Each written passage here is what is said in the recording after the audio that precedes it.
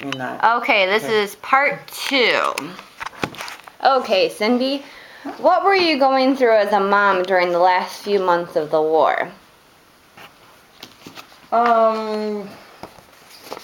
Basically, we were just thrilled it was almost over with. Yeah. You know, and that's probably about it. Okay. Yeah. And when the President of the United States announced the war has ended, where were you and what were you doing at that time? Let me think a minute. I was at work. Watching TV like almost everyone was at the time. Yeah, yeah. Everyone was just thrilled that it was finally over. You know, they're all, yeah, and they're all excited, yeah. Okay. And what were you feeling when the president broadcasted the war has ended? Oh, well, that's kind of like the same. Well, what were you feeling? Just really was thankful. Thankful? Yeah, was thankful that our service people could finally come home. Okay, okay. Oh, that's good, that's good.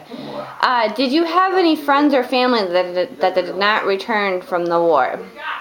I had a couple friends. Okay. Yeah, 2 different guys. Okay. And one got blown up. He just had a brand new oh my goodness, green Camaro. 69 Camaro. And he was so excited to come home and bought that. Went back and was killed 2 weeks later. Oh my goodness, that's terrible. That's terrible. Yeah.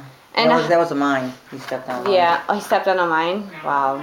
You know, that's quite common, I hear. Yeah. How did this affect you as a woman, knowing that your loved ones or friends didn't come home? Was it tragic for you, or? Yeah, there was.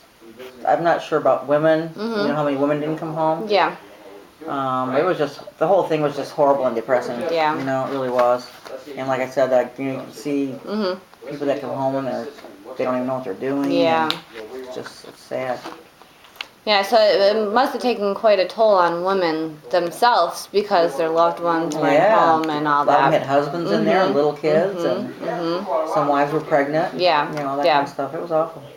Okay, let's move on to something not so down. Let's talk about Miss Sally Ride here. Sally Ride was the first American lady to take off into space in 1983.